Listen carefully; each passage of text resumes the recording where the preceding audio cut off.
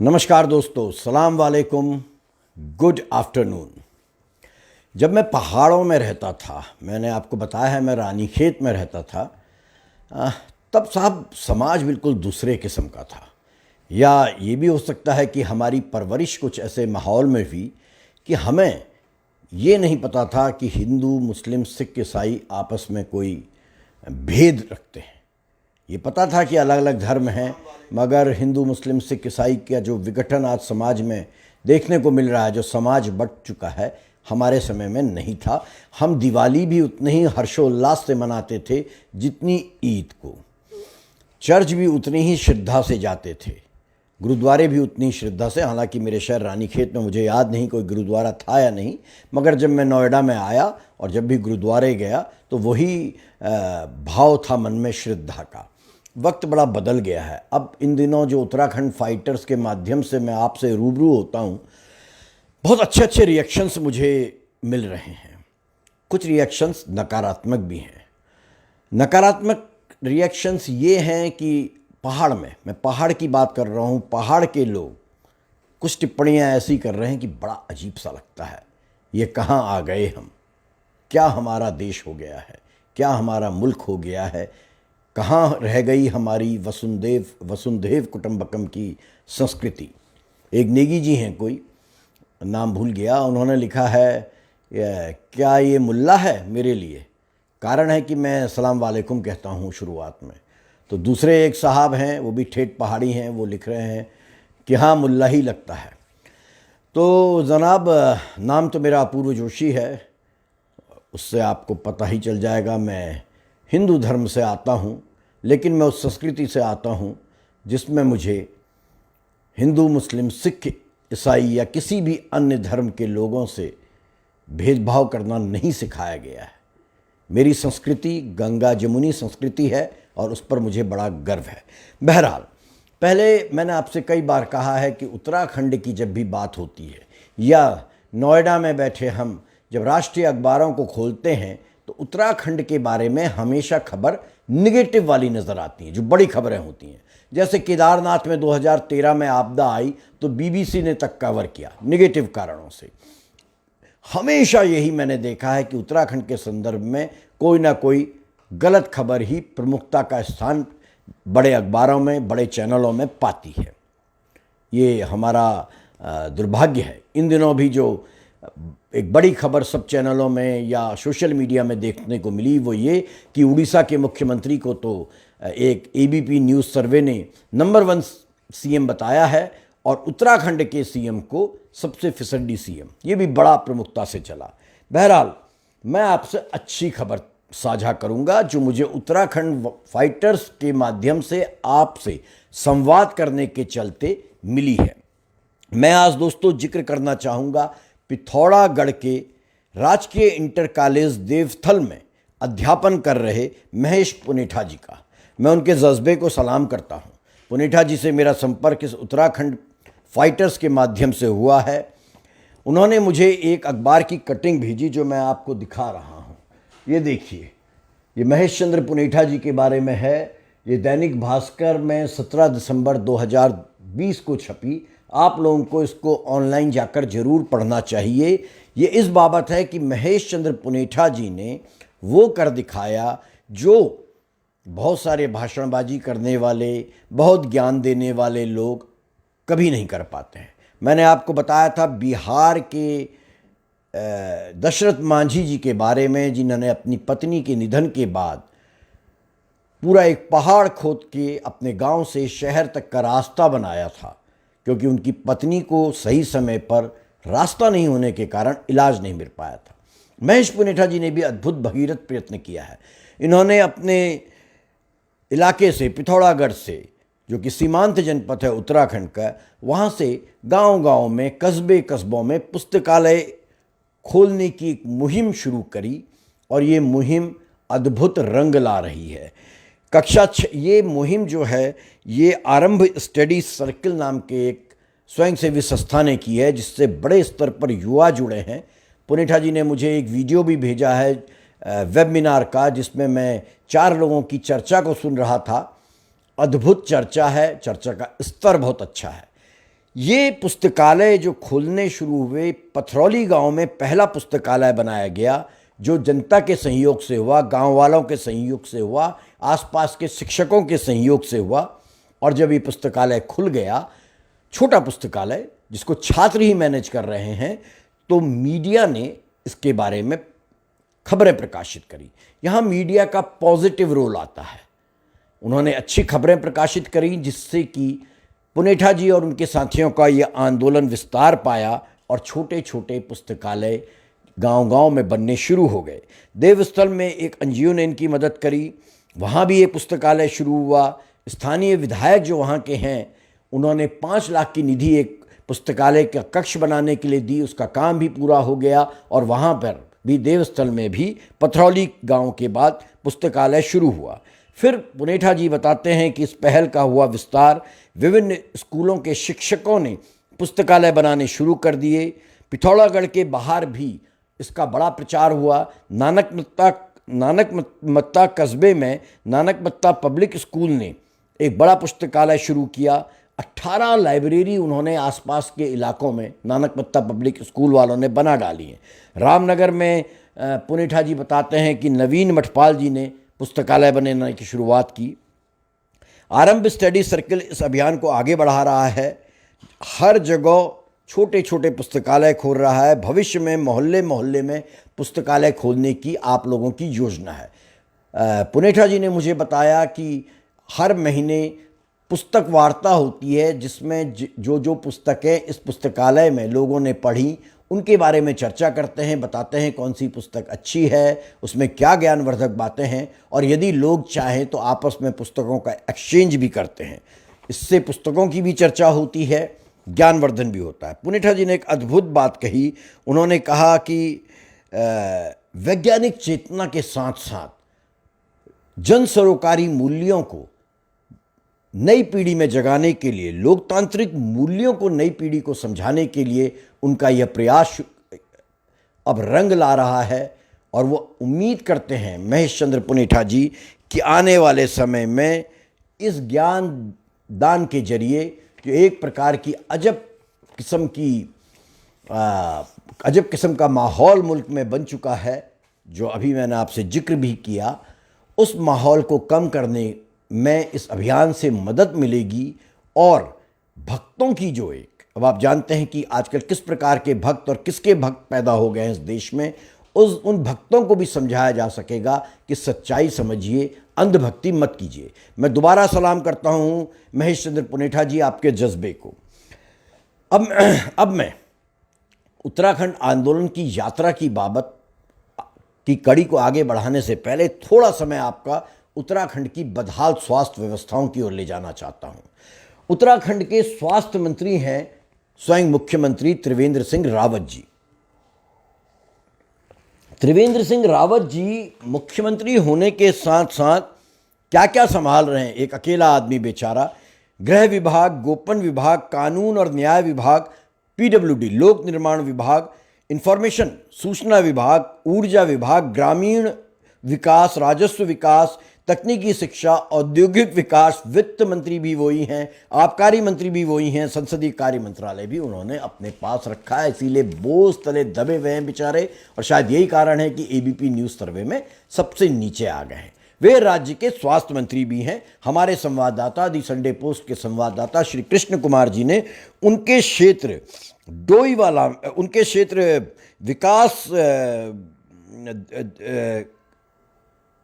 विकास नगर की बाबत पूरी रिपोर्टिंग हमको भेजी, और उससे भी महत्वपूर्ण ये मुख्यमंत्री का विकास क्षेत्र है डोईवाला, वहाँ की रिपोर्टिंग भेजी। अब आप देखिए, वहाँ का रायपुर विकास खंड के अंतर्गत एक गांव है जहाँ वो ये देखने गए कि चिकित्सा सुविधाओं की स्थिति क्या है, क्योंकि बड़ा बढ़ा चढ़ाकर प्रचार हुआ कि मुख्यमंत्री जी ने स्वयं इस गांव में एक वेलनेस सेंटर खोला है, जहाँ स्वास्थ्य केंद्र जो हैं उनमें तमाम प्रकार की सुविधाएं हैं, विशेषकर जननी के लिए सुविधाएं हैं कि वो अच्छे ढंग से शिशु को जन्म दे सकें, उनका इम्यूनाइजेशन कर सकें। बहुत कुछ उन्होंने बताया। मैं संक्षेप में आपको बताना चाहता हूं, सब कुछ फर्जी बताया। जो कुछ भी उन्होंने बताया, मैं भी आपको उनके द्वारा भेजा गया वीडियो दिखाना चाहता हूं। उन्होंने बताया कि नई कला गांव में राजकीय प्राथमिक उप स्वास्थ्य केंद्र स्थापित किया गया है, जिसमें 2 भवन हैं। एक भवन में अस्पताल और दूसरे भवन में कार्यालय है, लेकिन यह केवल भवन के नाम पर ही स्वास्थ्य केंद्र बना हुआ है। कहने को तो इस केंद्र में विगत 4 वर्षों से एलोपैथिक चिकित्सक रचित गर्ग की तैनाती की गई है, लेकिन तैनाती के बाद गांव वालों ने उन्हें कभी नहीं देखा है। जानकारी के अनुसार रचित गर्ग इस केंद्र में तैनाती के बाद 3 वर्ष का पीजी कोर्स करने कहीं और चले गए हैं और उनकी जगह कोई आया नहीं है।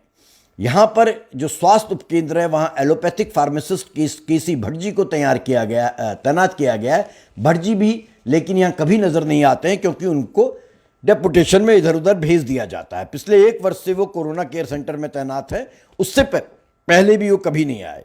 पूर्व ग्राम प्रधान और स्थानीय निवासी किशन सिंह कुशाली, जिनका वीडियो मैं आपको दिखा रहा हूं, उन्होंने बताया कि गणतंत्र दिवस पर अनेक बार खुशामद करने के बाद फार्मासिस्ट अस्पताल में आए, उसके बाद उनकी जगह हमने कभी नहीं देखी।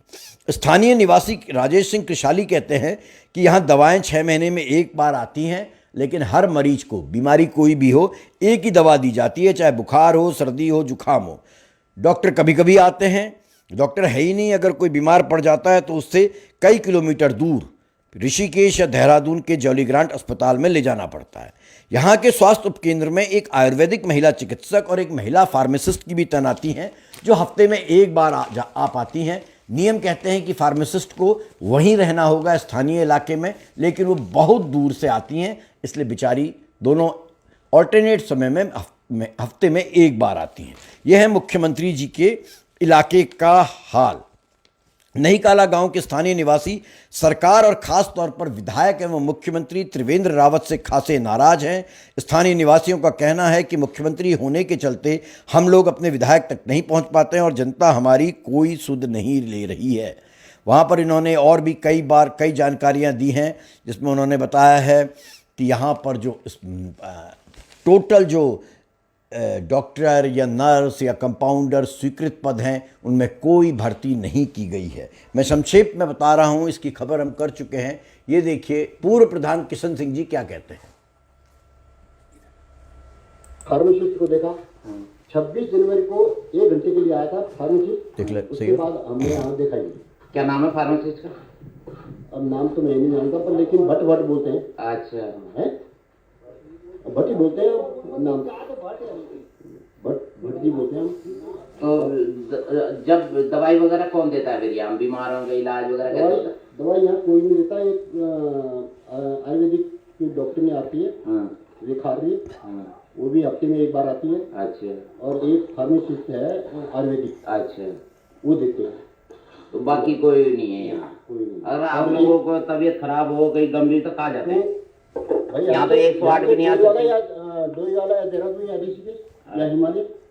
ये पूर्व प्रधान किशन सिंह जी हैं, उनकी व्यथा सुनिए। आपका नाम? मेरा नाम किशन सिंह कुशाली है। पूर्व प्रधान? पूर्व प्रधान।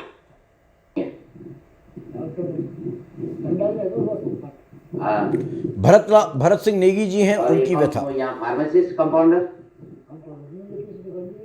आज तक देखा ही नहीं? आज तक देखा नहीं। तो यह कौन चलाता है हॉस्पिटल? डॉक्टर तो है नहीं है, तो कोरोना में लगी हुई ड्यूटी। हाँ हाँ, तो आती है नियमित। और वार्ड बॉय कौन है यहाँ? हाँ हाँ। अच्छा, तो डॉक्टर आती है यहाँ? रोज आती हैं? एक सुमार काल परसों। और फिर रहते कहाँ हैं वो? घर जाते वो बुरी फिर। अच्छा, 2-2:30 बजे चल जाते हैं। और हॉस्पिटल देखता कौन है उनके अलावा? अच्छा, डॉक्टर जो तैनात हैं वो हफ्ते में एक बार आते हैं या 2 बार, हॉस्पिटल कोई नहीं देखता है, नेगी जी बता रहे हैं। अच्छा, फार्मासिस्ट नहीं देखा अभी आपने कोई यहाँ देखा ही नहीं डॉक्टर? और जो डॉक्टर साहब हैं वो तो वहाँ है, कोरोना ड्यूटी लगी हुई, उनकी जगह कौन है? लंबा है। अच्छा, वही महिला डॉक्टर बस, वो डॉक्टर नहीं कि एनएम है? अच्छा अच्छा अच्छा अच्छा, चलो ठीक। आपका नाम क्या है? आप यहीं के स्थान निवासी हैं? हॉस्पिटल में कोई नहीं आता जी यहाँ। राजेश सिंह, सुनिए क्या कह रहे तो हैं। कोई डॉक्टर ही ना डॉक्टर, ना किसी को दवाई, ना वही एक दिन 6 महीने में दवाई आ गई और वही चल रही उनकी बस 12 मास। और किसी को बुखार हो गया तो वही दवाई है, जुकाम हो गया वही दवाई है। और बस क्या आखिरी है? आपका नाम? राजेश सिंह। अभी हाँ जी, नहीं पता। ये आपको मैंने हकीकत दिखाई क्या है हमारे उत्तराखंड के स्वास्थ्य मंत्री और मुख्यमंत्री के विधानसभा क्षेत्र की।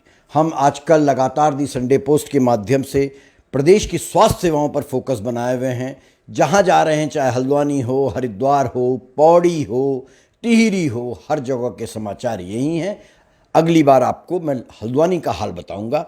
अब मैं चलता हूं, जो मैंने आपके साथ सिलसिला शुरू किया है राज्य आंदोलन के बारे में। आज मैं बताने जा रहा हूं कि कैसे थोड़ा बहुत क्षेत्रीय अस्मिता जगी और उत्तराखंड क्रांति दल का जन्म हुआ। मैंने आपको बताया था कि 25 से 28 अप्रैल 1975 में विज्ञान भवन में पहली बार पहाड़ी राज्यों के संदर्भ में एक महत्वपूर्ण बैठक हुई थी, जिसको तत्कालीन प्रधानमंत्री श्रीमती इंदिरा गांधी जी ने भी संबोधित किया था। उत्तराखंड के छात्रों में 1977 के आसपास चेतना का विकास हो गया था। लोगों ने जहां पृथक राज्य की मांग को निरंतर आगे बढ़ाया, वहीं अपने हक हकूकों के लिए भी वे लड़ने के लिए सामने आ गए थे। 1977 के अंत में वन आंदोलन जन्मा, जो इसका प्रत्यक्ष उदाहरण है कि पहाड़ी जाग गया था। 6 अक्टूबर 1977 को जन दबाव के चलते शासन प्रशासन को नैनीताल में 3 दिवसीय एक नीलामी का जो आयोजन किया गया था, हमारे वनों की, जंगलों की नीलामी का, उसको स्थगित करना पड़ा। और नैनीताल के जिलाधिकारी ने शासन से अनुरोध किया कि इस नीलामी को नैनीताल में ना करके बाद में कहीं हल्द्वानी या लखनऊ कर दिया जाए, क्योंकि यहाँ का स्थानीय नागरिक बहुत ज़्यादा आक्रोशित है। 26 नवंबर को जब आंदोलनकारियों ने नीलामी को रद्द करने का अनुरोध किया तो भारी टेंशन हो गया, विशेषकर नैनीताल में। 28, 29 और 30 नवंबर 1977 को कुमाऊं के वनों की नीलामी के लिए 1000 के लगभग प्रोविंशियल आर्म्ड कांस्टेबलरी पीएसी बुलाई गई। इस बीच इतनी तो पुलिस ही नैनीताल ने कभी नहीं देखी थी। इस बीच नैनीताल में नीलामी की पूर्व संध्या पर माल रोड में पीएसी का फ्लैग मार्च हुआ और धारा 144 तक लगा दी गई 1977 में। 27 नवंबर की रात आंदोलनकारियों की धरपकड़ शुरू हुई, उनके वारंट्स निकाल दिए गए। 28 नवंबर 1977 की सुबह आंदोलनकारी नैनीताल के शैले हॉल में, जो मल्लीताल में है, वहां पर प्रदर्शन करने लगे। हमारे प्रसिद्ध लोक गायक, अब स्वर्गीय गिरदा, गिरीश तिवारी और गिरदा ने हुड़का बजाना शुरू किया और गीत गाना शुरू किया। आज हिमाल तुमन के धतियों छ, जागो जागो ओ मेरे लाल, नी करण दियो हमारी नीलामी, नी करण दियो हमरो हलाल। इसमें उत्तराखंड संघर्ष वाहिनी उस समय एक मजबूत संगठन था। उसके विनोद पांडे, राजा भंगुणा, षष्ठीदत्त भट्ट, षष्ठीदत्त जोशी जी, महेंद्र मटियानी जी, देवेंद्र मटियानी, राजीव लोचन शाह जी, जो नैनीताल समाचार के संपादक हैं, शेखर पाठक जी, डॉक्टर शेखर पाठक जी, सब लोग मौजूद थे। मल्लीताल मोटर स्टैंड से कांग्रेस पार्टी के सचिव विशंभर शाह के नेतृत्व में मल्लीताल को आ रहे जुलूस में निर्मल जोशी, प्रदीप टमटा, महेंद्र सिंह, प्रकाश चंद्र, जीवन सिंह, हरीश चंदोला आदि आंदोलनकारी भी इसमें शामिल हो गए। नारे लग रहे थे, वन नीति बदले और स्टार पेपर मिल को जो नीलामी करके वन सौंपे जा रहे हैं उसको रद्द किया जाए और पहाड़ों की लूट बंद हो। बड़े पैमाने पर पीएसी ने, पुलिस ने आंदोलनकारियों को गिरफ्तार कर लिया। इनमें उत्तराखंड संघर्ष वाहिनी के प्रमुख शमशेर सिंह बिष्ट जी, चंद्रशेखर भट्ट जी आदि थे, जिनको गिरफ्तार किया गया। छात्र संघ नैनीताल के अध्यक्ष भगीरथ लाल चौधरी जी जब शैले हाल पहुंचे तो उनकी पीटा गया और पुलिस द्वारा उनको घसीटा गया। इससे लोगों में बहुत आक्रोश आ गया और उसके बाद कुछ ऐसा हुआ जिसकी कल्पना न पुलिस प्रशासन ने की थी न आंदोलनकारियों में। नैनीताल का प्रसिद्ध नैनीताल क्लब, उसकी प्राचीन बिल्डिंग, अंग्रेजों के समय की बिल्डिंग में आग लग गई और करोड़ों की संपत्ति स्वाहा हो गई। नैनीताल की इस घटना के बाद पूरे पर्वतीय क्षेत्रों में उत्तर प्रदेश के व्यापक प्रतिक्रिया हुई। 29 नवंबर 1977 को रानीखेत, अल्मोड़ा आदि सारे इलाके बंद रहे। 28 नवंबर 1977 को नैनीताल क्लब में नीलामी रोकने का प्रयास कर रहे युवकों को तितर बितर करने के लिए पीएसी ने गोलियां दागी थी और आंसू गैस छोड़ी थी। बताया जाता है पुलिस ने 24 चक्र गोलियां चलाई। उत्तराखंड के इतिहास में यह दिन यहाँ के आंदोलनों का ऐतिहासिक दिन बन गया, जब 24 फरवरी 1978 को नीलामी न किए जाने, वन आंदोलन में उत्पीड़न के और गिरफ्तारियों के चलते पूरा पहाड़ बंद कर दिया गया। सन 1978 के नवंबर के अंतिम पड़ाव में उत्तराखंड युवा मोर्चा ने चमोली के विधायक प्रताप सिंह पुष्पराण के नेतृत्व में बद्रीनाथ से दिल्ली बोट क्लब तक की पदयात्रा की।